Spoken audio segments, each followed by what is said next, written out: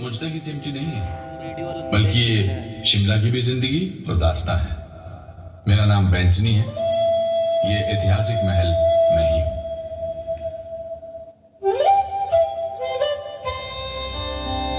कोई शहर नहीं था, ऊंची ऊंची इमारतें नहीं, बस एक पहाड़ी और घना जंगल। लेकिन उस पहाड़ी और जंगल में जीवन था, जीवंतता थी, भरपूर जिंदा दिली थी। ये पशु पक्षियों से गुलजार था। 18वीं शताब्दी के अंत में शिमला के पूर्व में नेपाल एक शक्तिशाली राष्ट्र बनकर उभर रहा था। 19वीं शताब्दी के पहले दशक में नेपाल के गोरखों ने आज के हिमाचल प्रदेश के एक हिस्से पर कब्जा कर लिया था। इन पहाड़ियों में इन साहसी योद्धाओं ने कुछ स्थानीय शासकों को पराजित किया। महाराज, हम क्या करें? अगर उन पर जरा सी भी आंच आई तो वो हमें मसल कर रख देंगे, इसमें कोई शक नहीं। अंग्रेज भारत में आ गए हैं। उनकी ईस्ट इंडिया कंपनी बहुत शक्तिशाली है और उनके पास विशाल सेना है। चलिए उनसे सहायता मांगते हैं। उनका मदद करें? But why? East India company के डायरेक्टर्स हमें लोगों का सहायता करने के लिए पैसा नहीं देते। हम यहाँ कंपनी के शेयर होल्डर्स के लिए पैसा कमाना आए हैं, न कि सुदूर पहाड़ियों में किसी का मदद करने के लिए। कुछ वर्षों तक कंपनी शांत रही, हिमालय की निचली पहाड़ियों में भारी परिवर्तन होते देखती रही। फिर पूरे यूरोप और भारत के अन्य हिस्सों में कई ऐसी घटनाएं घटी जिनके चलते ब्रिटिश को इन पहाड़ियों में सेनाएं भेजनी पड़ी।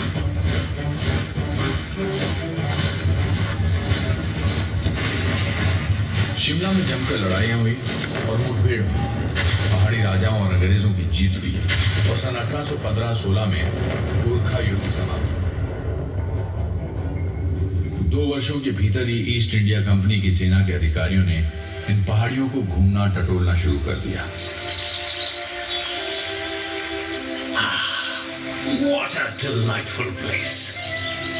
नोट का तरफ देखो, आपको बर्फ से ढका माउंटेन नजर आता है। चारों तरफ घना जंगल, घास का मैदान and crystal clear water. Sir, क्यों न हम यहाँ घर बनाएं? आपका घर में टपरिस बाटों की तुलना में इन पहाड़ियों से बेहतर तरीके से अपना काम कर सकते हैं। कमाल का आइडिया! हम उस पहाड़ी पर घर बनाएगा। What's that?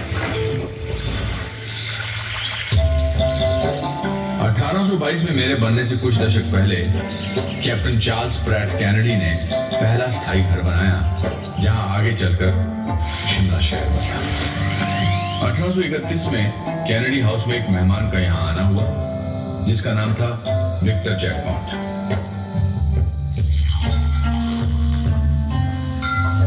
मॉन्सियर, ये गांव तो राइसो, मिकामो और रोकियो के लिए एक रिसोर्ट है। मॉन्सियर जैकमॉन्ट, एक बॉटनिस्ट होकर भी आप कितना अच्छा मजाक करते हैं। शुक्रिया कैप्टन केनेडी, मुझे हफ्तों से पानी का स्वाद नहीं मिला है। आपका भरा हुआ सेलर देख के मजा आ गया।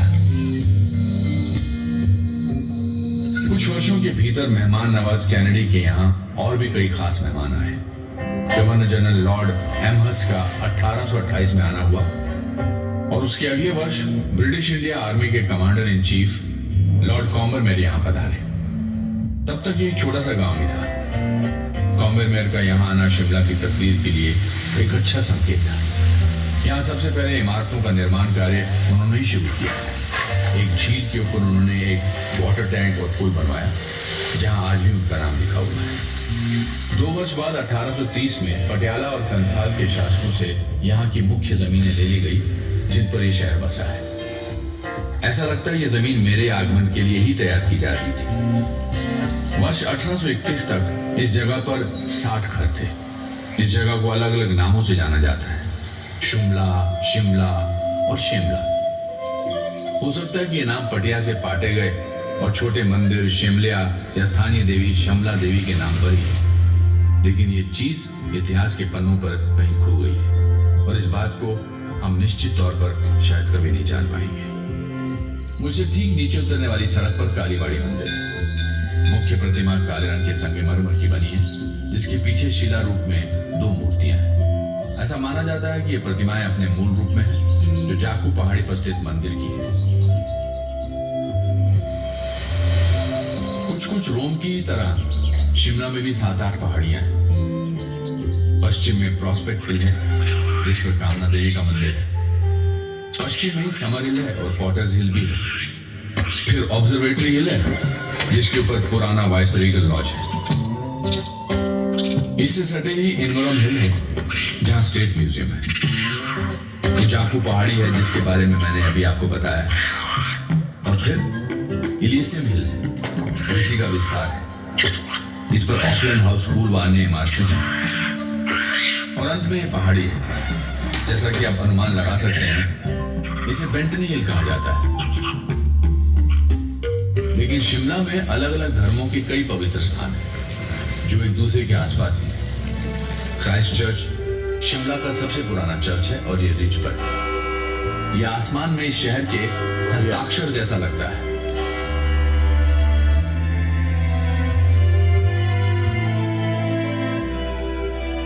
यहां से ठीक ऊपर की पहाड़ी पर आज जिस जगह ग्रैंड होटल है, 1829 में British governor general William Bentinck के रहने के लिए बेंटिक कासल बना था।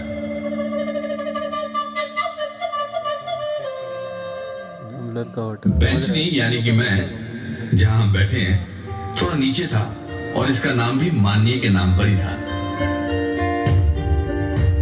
1880 के दशक में सिरमौर राज्य के राजा शमशेर प्रकाश ने शिमला में कई जमीनें खरीदी। यहाँ ये बता देना जरूरी है कि सिरमौर शिमला के ठीक पूर्व में स्थित है और यहाँ गोरखों के साथ कई भीषण लड़ाइयां लड़ी गई।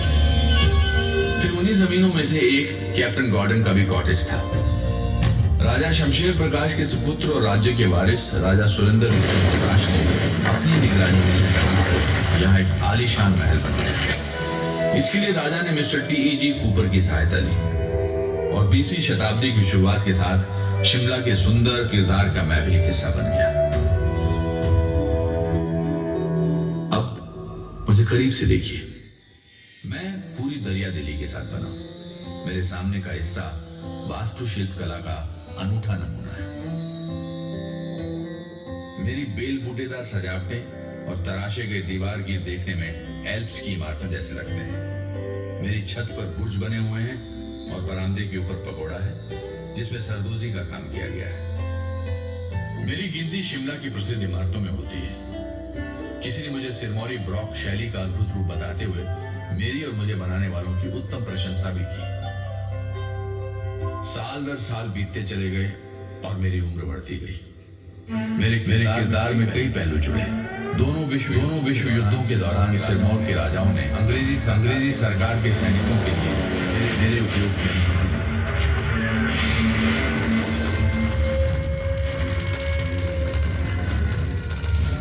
दूसरे विश्व युद्ध में यहाँ प्रिजनर ऑफ वॉर सेक्शन रहा। ये ऑल इंडिया रेडियो से अटैच था। यहाँ से ज्यादातर इटली के उन बंदियों का संदेश भेजा जाता था जिन्हें धर्मशाला के पास यौल में दफना दिया गया। आजादी की ठीक बाद मशहूर अखबार द ट्रिब्यून जो लाहौर में था, यहाँ से छपना शुरू हो गया और इसके चंडीगढ़ शिफ्ट होने तक यही चलता रहा। ओ हाँ, क्या आपने बाहर की रेलिंग्स देखी जिस पर सिरमौर का राज्य चिन्ह अंकित? ये रेलिंग्स सिरमौर की राजधानी नाहन में ढलवा लोहे से बनाई गई और ये ढलाई खाना हिमाचल में आने वाले प्रथम उद्योगों में से एक। ये रेलिंग्स और शानदार दरवाजा लगने से पहले ही मैंने शिमला म्यूनिसिपैलिटी को वचन दिया था कि प्रॉपर्टी के भीतर लगे देवदार के विशाल पेड़ों को कोई नुकसान नहीं होगा।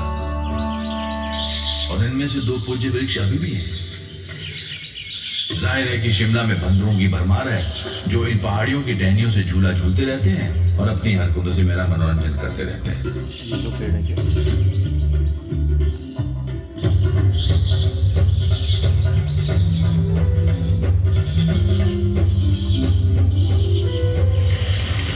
भारत की आजादी के ठीक पहले मुझे दरभंगा महाराजा के हाथों सौंप दिया गया। 1957-58 में दरभंगा के महाराजा सर कामेश्वर सिंह ने पंजाब सरकार को एक प्रॉपर्टी किराए पर दी। शुरू में पंजाब सरकार की कई विंग्स और बाद में हिमाचल की पुलिस कई वर्षों तक यहाँ रही। शिमला इतना भव्य था कि हिल स्टेशंस की क्वीन कहलाता था। मेरे सामने वाली सड़क के उस पार टेलीफोन एक्सचेंज है और टेलीग्राफ ऑफिस है। ये दुनिया के पहले ऑटोमेटिक टेलीफोन एक्सचेंज में से एक था। पास ही में YWCA है और इस जगह पर कभी मौसम विज्ञान का कार्यालय था।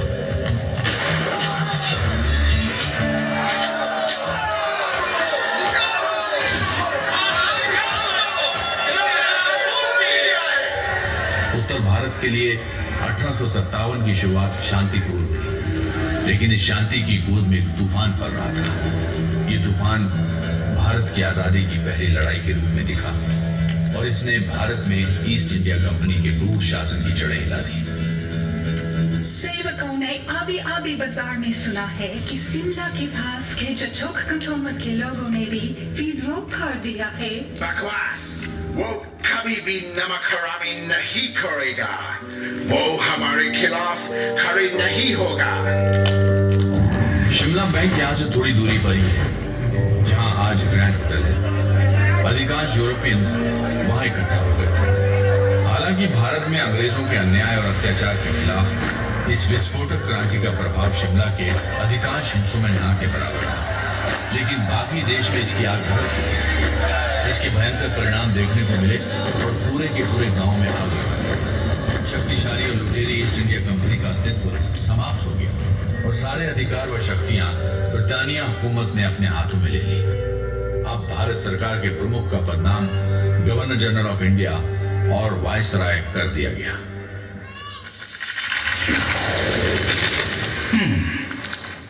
मुझको लगता है कि भारत का secretary of state sir Charles Wood Shimla को समर कैपिटल बनाने को मान जाएगा।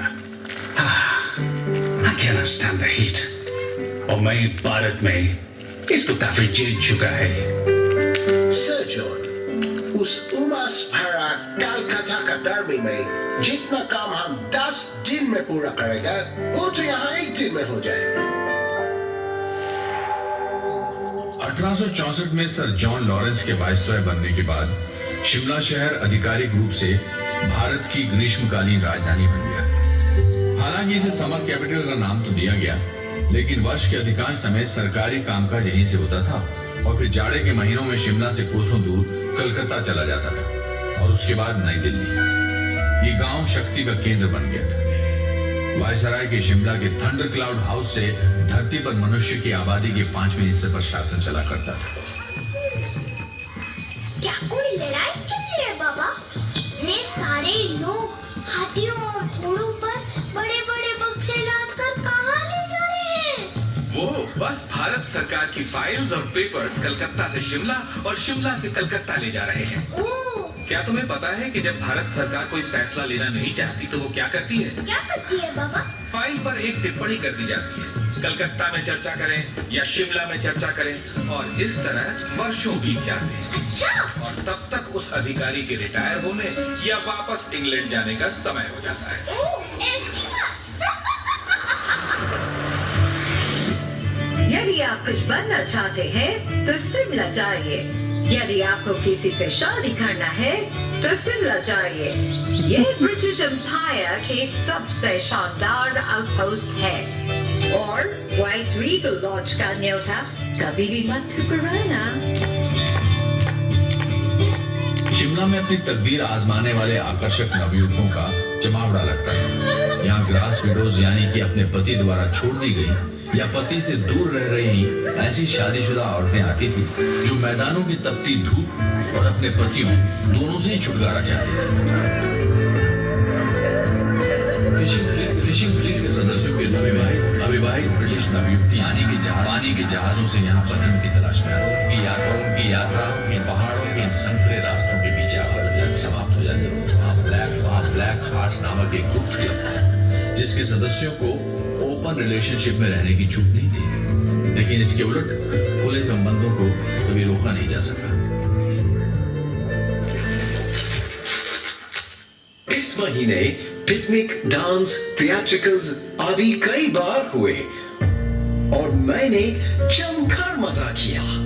रडियार्ड किपलिंग ने शिमला से अपनी आंट को लिखे एक पत्र में यही बात कही। भविष्य के नामी लेखक और नोबेल पुरस्कार विजेता किपलिंग ने शहर के गौरवमयी वर्षों के बारे में लिखा। उन्होंने शिमला से साहित्य के कुछ अमर किरदार रचे, जैसे कि मिस हॉक्सबी। मिस हॉक्सबी असली जिंदगी से जुड़ी किरदार थी और इनमें सांप जैसी धूर्तता, मर्दों जैसी तर्कशीलता, बच्चों जैसी निर्भीकता और औरतों का प्रिय चरित्र सभी मौजूद थे। रडियार्ड किपलिंग इस शहर से जुड़े बड़े साहित्यकारों में अकेले नहीं थे। समय के साथ इस सूची में कई बड़े नाम जुड़े, जिसमें नोबेल पुरस्कार विजेता और भारत के राष्ट्रगान के रचयिता रविंद्रनाथ टैगोर शामिल रहे। एम काय, इदरीश शाह, निर्मल वर्मा, कृष्णा सोपती, मोहन राकेश, भीष्म सानी और रस्किन बॉन्ड जैसे लेखकों और उपन्यासकारों का संबंध भी शिमला से रहा। एमेचर ड्रामेटिक क्लब के सदस्य पेशे से कलाकार हैं, और जो उनमें से कुछ शौकिया तौर पर सरकारी नौकरी में हैं। किसी भी प्रोफेशनल कंपनी के लिए शिमला में कोई गुंजाइश नहीं है, क्योंकि स्थानीय शौकिया कलाकार किराए पर थिएटर नहीं देने वाले। इसका कारण ये है कि वो हमेशा रिहर्सल करते रहते हैं और भूमिकाएं बदलते रहते हैं, और उनमें प्रमुख भूमिकाओं को लेकर लगातार टकरार होता रहता है। 20वीं शताब्दी के शुरू में लेखक डोज ने शिमला के मशहूर एमेचर ड्रामेटिक क्लब के बारे में यही कहा था। बाइसरीगल लॉज के ही आर्किटेक्ट हेनरी अर्विन ने टाउन हॉल को भी डिजाइन किया था। गॉथिक शैली में निर्मित विशाल टाउन हॉल 1887 में बनकर तैयार हुआ। इस इमारत में गेडी थिएटर और क्लब के अलावा अन्य संस्थाएं भी थी। इस थिएटर में अनगिनत जानी मानी हस्तियों ने अपने कार्यक्रम प्रस्तुत किए और यहाँ से कई कलाकार अपने करियर में ऊंचाइयां छू चुके हैं। वाइसराय लॉर्ड लिटन ने वॉलपोल नामक नाटक लिखा। बॉय स्काउट मूवमेंट के संस्थापक रॉबर्ट बेडन पावल और रडियार्ड किपलिंग व मैरी मार्गरेट जैसे लेखक यहाँ अभिनय कर चुके हैं। कलाकार अमृता शेरगिल 7 वर्षों तक शिमला में रही। उन्होंने भी युवावस्था में यहाँ अभिनय किया। ऐसा माना जाता है कि गायक के.एल. सहगल ने अपना पहला सार्वजनिक कार्यक्रम गेटी में ही प्रस्तुत किया। कैंडल्स, पृथ्वीराज कपूर, अनुपम खेर और कई अन्य नाम इस महान थिएटर से जुड़े हैं। 2009 में इसका व्यापक रूप से रेनोवेशन किया गया और आज गेटी थिएटर कॉम्प्लेक्स शिमला के सांस्कृतिक जीवन का केंद्र है।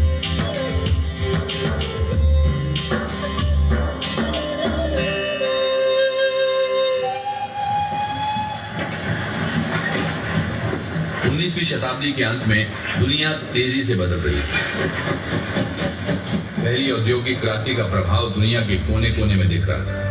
स्टीम रेल इसी बदलाव का एक बहुत बड़ा हिस्सा थी। अभी हमें और कितने सर्वे करना है? कालका से शिमला के बीच रेलवे लाइन बिछाने में कितना समय लगेगा?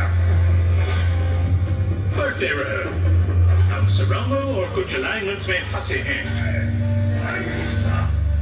साहिब, हमें एक व्यक्ति के बारे में बताया गया है जो शायद हमारी मदद कर सके। उसका नाम भलकू है साहिब। उसने 1850 के दशक में ग्रेट हिंदुस्तान तिब्बत रोड बनाने में काम किया था। ठीक है, चलकर उससे बात करते हैं और देखता है कि क्या होते हैं। बिल्कुल सही मिस्टर हैरिट। सर, शिमला को गढ़ने में सिर्फ अमीर और ताकतवर लोगों का ही योगदान नहीं था। कालका शिमला रेलवे लाइन बनाने में हजारों की संख्या में मजदूरों ने काम किया। लोगों की माने तो जब रेल पटरी का निर्माण शुरू हुआ तब भलकू, जिसने 1850 में ग्रेट हिंदुस्तान तिब्बत रोड बनाने में काम किया था, उम्र दराज हो चुका था।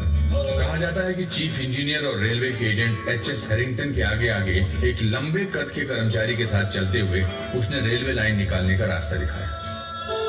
स्थानीय लोरियों में बताया जाता है कि उनके ग्राम देवता ने सपने में आकर उन्हें इस रेलवे लाइन का रास्ता बताया था। और कुछ लोगों का मानना है कि कालका और शिमला के बीच 19 स्टेशनों से गुजरने वाली इस पटरी का खाका उन्होंने ही तैयार किया। आज कालका शिमला रेलवे लाइन यूनेस्को की विश्व धरोहर सूची में शामिल है।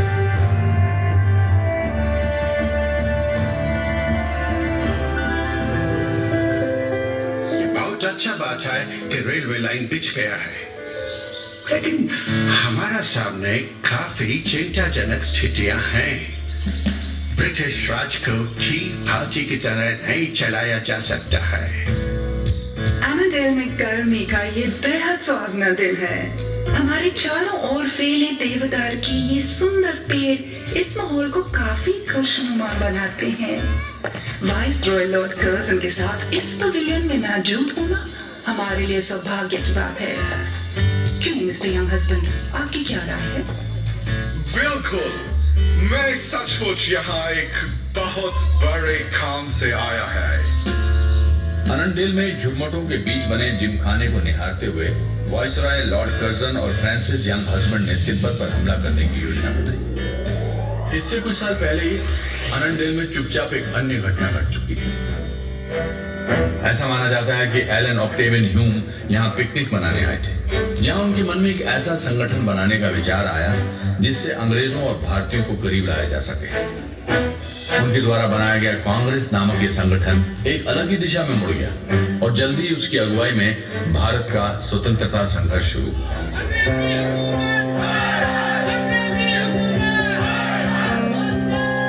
एक बात और, डुरंट फुटबॉल टूर्नामेंट जो आज भी खेला जाता है की शुरुआत अनंडेल से हुई।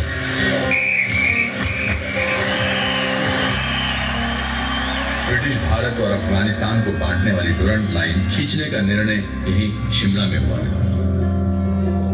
अंग्रेज भारतीयों को सरकार में प्रतिनिधित्व देने से मुकर चुके थे। जलियांवाला बाग में हजारों निहत्थों को मौत के घाट उतारने वाला जनरल डायर उस समय शिमला में ही रह चुका था। अब शिमला की पहाड़ियों से भी आजादी के लिए आवाजें उठने लगी।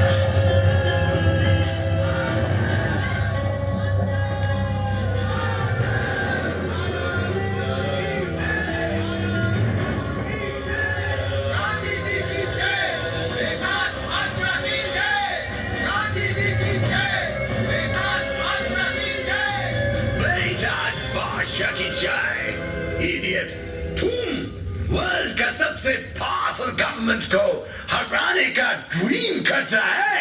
वंदे मातरम, वंदे। मैंने इस पहाड़ी से देखा है कि हजारों वर्षों की हुकूमत कैसे सिर्फ 3 दशकों के भीतर समाप्त हो गई। 1921 में भारत के ब्रिटिश वाइसरॉय लॉर्ड रेडिंग ने गांधी जी को शिमला आने के लिए निमंत्रण दिया था। उसी वर्ष दिसंबर में प्रिंस ऑफ वेल्स के आगमन के पूर्व भारत में शांति का माहौल कायम करने की कोशिश में ये बैठक बुलाई गई थी।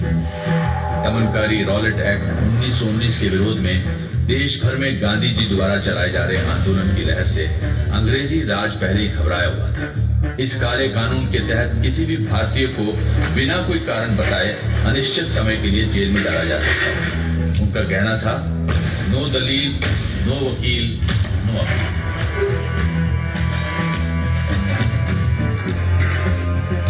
इस दौरे के बाद कई अन्य राष्ट्रवादी नेता शिमला में 1947 तक आते थे, जिस वर्ष भारत आजाद हुआ। पंडित नेहरू, सी राजगोपालाचारी, सरदार पटेल, सुभाष चंद्र बोस, मदन मोहन मालवीय, अब्दुल गफ्फार खान, गोविंद वल्लभ भाई पंत और मौलाना आजाद ने नियमित रूप से यहाँ रह रहे अंग्रेज उच्चाधिकारियों को जनमत से अवगत कराया। उस समय के लिए पाकिस्तान के निर्माता मोहम्मद अली जिन्ना का भी शिमला में एक घर था। 1939 में दूसरे विश्व युद्ध की शुरुआत के साथ सरकार का शिमला आना जाना बंद हो गया, लेकिन यहाँ अनेक बैठकें और सम्मेलन आयोजित होते रहे। 1939 में ही शिमला की पहाड़ियों में हिमालय रियासती प्रजामंडल एक राष्ट्रवादी संगठन के रूप में सक्रिय हो गया। शिमला में आजादी के आंदोलन के अग्रणी नेताओं में भागमल सौथा, पंडित पदमदेव, मनशाराम, डॉक्टर केदारनाथ, लाला हरीश चंद्र और अमरीकी सत्यानंद स्टोक्स शामिल रहे। महिलाओं ने भी जमकर साथ दिया। लक्ष्मी देवी, कमला देवी, सत्यवती और लज्जा वर्मा जैसी महिलाओं ने इस स्वतंत्रता आंदोलन में बढ़ चढ़कर हिस्सा लिया। आजादी के बाद सिरमौर के डॉक्टर वाई.एस. परमार हिमाचल प्रदेश के पहले मुख्यमंत्री बने। 1947 में वाइसरॉय लॉर्ड वेबल ने शिमला सम्मेलन का प्रस्ताव रखा।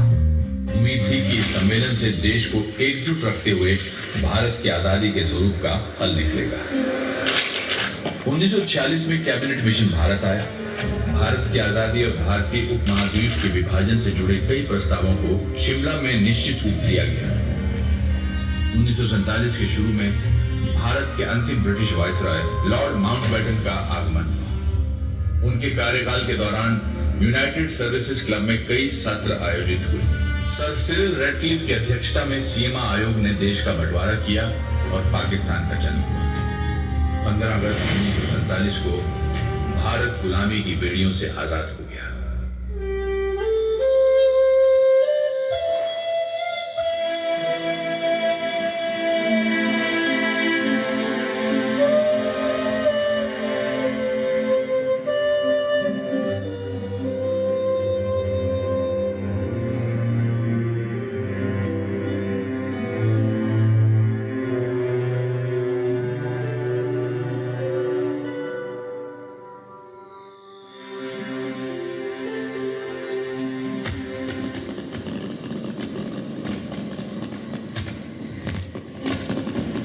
तेजी से वर्ष दर वर्ष बीतते चले गए और 1 नवंबर 1966 को शिमला पंजाब से अलग होकर हिमाचल प्रदेश की राजधानी बनी। फिर 1972 में बांसकोट में भारत और पाकिस्तान के बीच शिमला समझौते पर हस्ताक्षर हुआ। बांसकोट ही आज का राजभवन है। विस यूनिटा फ्रंटियर यानी एकता में बल। पहले के सिरमौर रियासत का यही ध्येय वाक्य था, जिनका राज्य चिन्ह इस आलीशान इमारत की रेलिंग्स पर अंकित है। और शिमला या शिमला, इस बारे में क्या कहेंगे? आप किसी भी नाम से इस जगह को पुकार सकते हैं। कुछ ही ऐसे देश होंगे जहां के किसी अकेले शहर का इतिहास शिमला जैसा समृद्ध है।